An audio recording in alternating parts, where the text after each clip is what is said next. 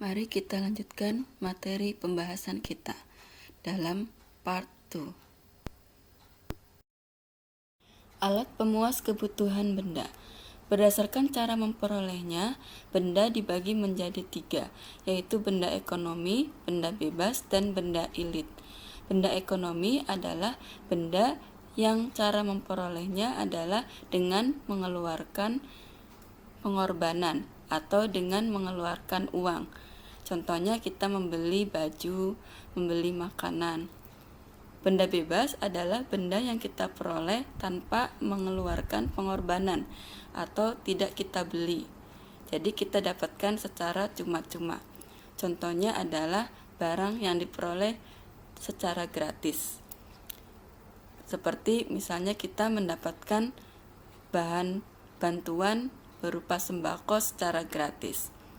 Benda ilit adalah benda yang apabila digunakan dalam jumlah yang secukupnya akan mendapatkan manfaat, tetapi kalau dalam jumlah yang besar atau berlebihan akan mendapatkan bencana. Contohnya adalah api.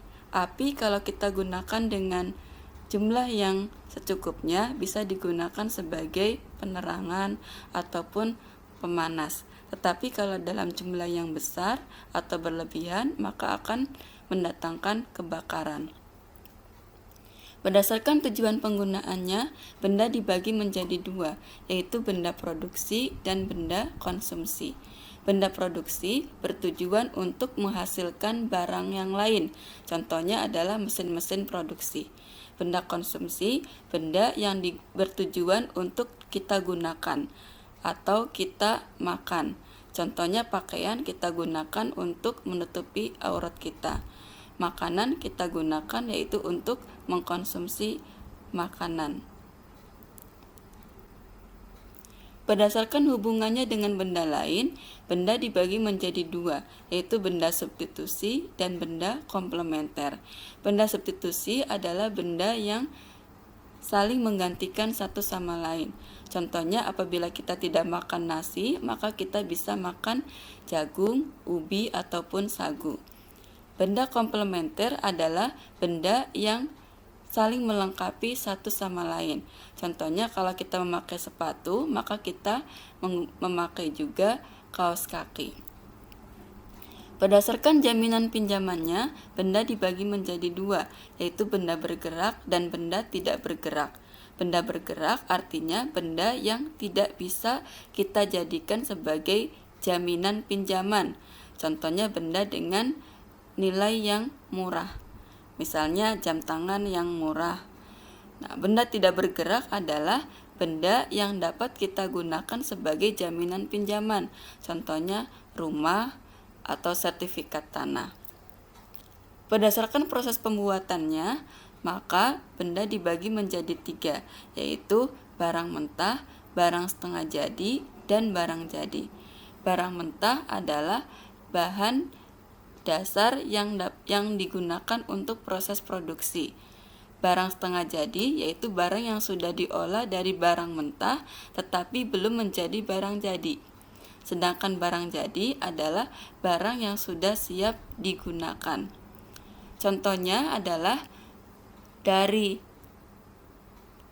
benang adalah barang mentahnya, kemudian menjadi kain itu barang setengah jadi, dan menjadi pakaian adalah barang jadi. Sekarang kita bisa mencari contoh-contoh yang lainnya ya, yaitu benda-benda dilihat dari cara memperolehnya, tujuan penggunaan, hubungan dengan benda lain, jaminan pinjaman, dan proses pembuatannya. Perhatikan 2 foto berikut ini. Yang pertama adalah air sungai. Air sungai berdasarkan cara memperolehnya termasuk benda bebas, karena air sungai ini dapat digunakan manusia dengan bebas tanpa membelinya. Apabila kita klasifikasikan berdasarkan tujuan penggunaannya, maka air sungai termasuk kebutuhan apa? Berdasarkan hubungan dengan benda lain, jaminan pinjaman, dan proses pembuatannya termasuk kebutuhan apa? Foto yang kedua adalah getah karet. getah karet berdasarkan proses pembuatannya, maka termasuk sebagai barang mentah, karena getah karet ini dapat digunakan sebagai bahan baku untuk membuat ban. Kalau kita klasifikasikan berdasarkan cara memperolehnya, tujuan penggunaannya, hubungan dengan benda lain, dan jaminan pinjaman, maka termasuk kebutuhan apa saja. Kegunaan benda pemuas kebutuhan dibedakan menjadi 6, yaitu elemen utility, kegunaan dasar, farm utility, kegunaan perusahaan, place utility, kegunaan tempat, time utility, kegunaan waktu, service utility, kegunaan layanan, dan ownership utility, kegunaan kepemilikan. Sebagai contoh, elemen utility adalah pohon yang masih berada di hutan, di mana pohon ini fungsinya adalah untuk penghijauan atau tempat berteduh. Farm utility contohnya adalah dari pohon yang ada di hutan kemudian ditebang menjadi kayu gelondongan bahkan menjadi mebel. Nah, di sini kayu tersebut sudah mempunyai nilai yang lebih tinggi atau nilai jual yang lebih tinggi dibandingkan dengan pohon yang masih berada di hutan. Place utility adalah kegunaan tempat. Contohnya adalah pohon yang ada di hutan mempunyai nilai guna yang lebih rendah dibandingkan dengan kayu gelondongan ataupun mebel yang sudah ada di toko ataupun perusahaan. Time utility, kegunaan waktu, contohnya adalah payung. Payung tentunya time utility-nya lebih tinggi pada saat hujan dibandingkan dengan pada saat panas. Meskipun ada orang yang menggunakan payung untuk menutupi dari sinar matahari. Service utility, kegunaan layanan. Di sini kita bisa membandingkan antara service utility yang dilakukan oleh para medis di bidang kesehatan berbeda dengan service utility di bidang pendidikan yang dilakukan oleh guru, tenaga pendidik, ataupun kependidikan lainnya.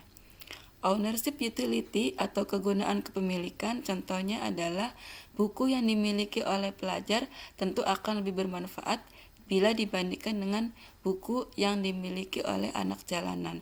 Karena anak jalanan ini tidak atau kurang memerlukan buku dibandingkan dengan pelajar. Nah, contoh yang lainnya bisa dicari sendiri ya, yaitu contoh dari elemen utility, farm utility, place utility, time utility, service utility, dan ownership utility. Sumber daya dapat dibagi menjadi 4 macam, yaitu sumber daya alam, manusia, modal, dan wirausaha. Sumber daya alam kemudian kita bagi lagi menjadi 2 macam, yaitu sumber daya alam yang dapat diperbarui, contohnya adalah hutan, sumber daya alam yang tidak dapat diperbarui, contohnya minyak bumi. Sumber daya alam sekarang menjadi sumber daya yang langka, contohnya adalah jumlah air yang bersih itu menjadi terbatas dan banyak orang-orang yang mengantri untuk mendapatkan air bersih. Sumber daya manusia juga sekarang menjadi sumber daya yang langka, yaitu minimnya jumlah manusia yang mempunyai kualitas mutu yang tinggi dengan moral yang baik. Modal juga sekarang menjadi sumber daya yang langka, yaitu karena sulitnya mendapatkan modal dalam jumlah yang cukup untuk melaksanakan bisnisnya. Kemampuan berwirausaha juga menjadi sumber daya yang langka karena sedikitnya orang-orang yang mampu memanajemen usahanya dengan baik karena kurangnya jiwa kewirausahaan yang ada pada dirinya. Demikianlah pembahasan kita kali ini. Sampai jumpa pada pertemuan berikutnya dengan pembahasan yang berbeda pula. Assalamualaikum warahmatullahi wabarakatuh.